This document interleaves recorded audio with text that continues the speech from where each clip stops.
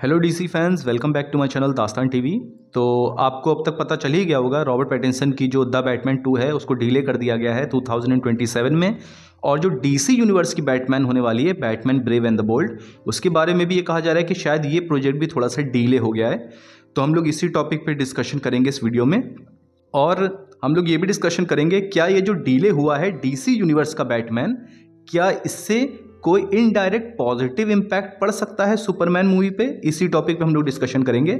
सबसे पहले guys, video शुरू करने से पहले मैं एक चीज़ बता दूं, इस वीडियो में जो ओपिनियंस हैं वो मेरे पर्सनल हैं, तो हो सकता है कि आप मेरे ओपिनियन से एग्री ना करें। तो सबसे पहले जो न्यूज़ निकल के आई थी वो ये कि द बैटमैन 2 को डिले कर दिया गया है, जो 2026 में आने वाली थी, लेकिन अब 2027 में ये मूवी रिलीज़ होगी अक्टूबर में, यानी 1 साल पूरा डिले कर दिया गया है। इसके पीछे डिले का रीज़न क्या है? तो ऑब्वियसली रीज़न जो था, जो हम लोग को पहले ही लग रहा था कि द बैटमैन 2 की जो स्क्रिप्ट है वो अभी पूरे तरीके से कंप्लीट नहीं है। मैट रिव्स इसकी स्क्रिप्ट पे अभी भी वर्क कर रहे हैं, और जेम्स गन ने जैसे ऑलरेडी बोला था कि जब तक किसी भी डीसी प्रोजेक्ट की स्क्रिप्ट लॉक नहीं हो जाएगी पूरे तरीके से, वो प्रोडक्शन स्टार्ट नहीं करेंगे। यानी पिछला जो यूनिवर्स था डीसी एक्सटेंडेड यूनिवर्स, उसमें आप जानते हैं क्या हाल था कि कोई प्लान नहीं था और हमेशा प्रोजेक्ट्स को रश किया जाता था। इतना रश किया गया कि हमको जस्टिस लीग जैसी घटिया मूवीज़ मिली। तो वो गलती जेम्स गन नहीं दोहरा रहे हैं अपने यूनिवर्स की किसी भी मूवी के साथ, चाहे वो कनेक्टेड हो चाहे वो एल्सवर्ल्ड हो। तो स्क्रिप्ट उसकी रेडी नहीं है द बैटमैन 2 की, ये तो मेन रीज़न है। और गाइस कुछ और रीजंस भी हैं। ये कहा जा रहा है जो मैट रिव्स हैं वो थोड़ा टाइम उनको इसलिए लग रहा है स्क्रिप्ट को लिखने में क्योंकि उनकी पर्सनल लाइफ में कुछ प्रॉब्लम चल रही हैं। उनकी एक पिक वायरल हो रही थी सोशल मीडिया पे, जिसमें उनके लेफ्ट हैंड में रिंग नहीं थी। जो मैरिज वाली रिंग होती है वो उनके लेफ्ट हैंड में नहीं थी। तो लोगों का ये कहना है कि उनकी पर्सनल लाइफ में कुछ प्रॉब्लम्स चल रही हैं उनकी मैरिड लाइफ को लेके, और शायद उनका डाइवोर्स होने वाला है, ये र्यूमर चल रहा था, जिस वजह से थोड़ा सा टाइम कंज्यूम कर रही है वो स्क्रिप्ट बैटमैन 2 की। और रॉबर्ट पैटिंसन जो है गाइस, आप ऑलरेडी जानते हैं क्रिस्टोफर नोलन का जो नेक्स्ट प्रोजेक्ट आने वाला है उसमें रॉबर्ट पैटिंसन वर्क कर रहे हैं, तो शायद डेट्स की भी थोड़ी प्रॉब्लम हो रही थी। तो इन सब फैक्टर्स को अगर आप साथ में रखें तो द बैटमैन 2 जो है इस वजह से डिले हो गई है 2027 में। फिलहाल गाइज मैं तो यही कहूँगा, एज अ डीसी फैन हमें दुख तो हुआ है कि द बैटमैन 2 डिले हो गई है, लेकिन at the end of the day जो चीज़ मायने रखती है वो ये मायने रखती है कि मूवी अच्छी बने। मैट रिव्स को अपना टाइम लेके इसकी स्क्रिप्ट को अच्छे से लिखना चाहिए। और दूसरी तरफ एंडी मस्केटी ने एक पॉडकास्ट में ये बताया था डीसी यूनिवर्स की जो Batman brave and the bold है वो भी शायद थोड़ी सी डिले हो गई है। और ये जो फिलहाल बीच में जो टाइम बच रहा है इसमें एंडी मस्केटी एक साई-फाई प्रोजेक्ट पे वर्क करना चाहते हैं। यानी कि डीसी यूनिवर्स की Batman brave and the bold है, हालांकि उसकी रिलीज डेट के बारे में हमें कोई अंदाज़ा नहीं है, लेकिन आप ये समझ लीजिए उसको भी आने में 3 से 4 साल का टाइम तो भी लगेगा ही लगेगा। अब गाइस, ये जो डीसी यूनिवर्स की बैटमैन मूवी डिले हुई है, Batman brave and the bold, क्या इसका डिले होना एक ब्लेसिंग इन डिस्गाइज हो सकता है सुपरमैन के कैरेक्टर के लिए? तो मेरे ख्याल से इसका एक इनडायरेक्ट फायदा होगा सुपरमैन के कैरेक्टर को। वो किस तरीके से, वो मैं आपको बताता हूं। तो देखिए गाइस, द बैटमैन 2 जो एल्सवर्ल्ड प्रोजेक्ट है वो 2027 में आएगा।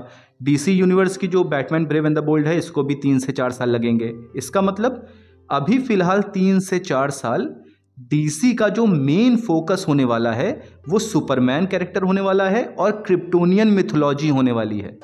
यानी डीसी यूनिवर्स का जो फेस है वो सुपरमैन बनने वाला है 3 से 4 साल। अगर आप एक सुपरमैन फ़ैन हैं, एक डाई हार्ड सुपरमैन फ़ैन है, सुपरमैन आपका फेवरेट सुपर हीरो है, आप सुपरमैन कैरेक्टर के फ़ैन हैं, तो हमारी लाइफ में शायद पहली बार ऐसा मौका आया है कि जब हमको ऐसा दिख रहा है कि भैया सुपरमैन हमारा मेन फोकस होने वाला है, मेन प्रायोरिटी होने वाला है डीसी की। वरना आप जानते हैं हमेशा बैटमैन ही मेन प्रायोरिटी रहा है। और जो डीसी एक्सटेंडेड यूनिवर्स था पिछला, उसके जो मेकर्स थे वॉल्टर हमार्डा और टॉबी एम्ब्रिक, उन्होंने तो ये बोल दिया था कि भैया सुपरमैन पे मूवी हम इसलिए नहीं बना रहे हैं क्योंकि सुपरमैन एक बैंकेबल कैरेक्टर ही नहीं है।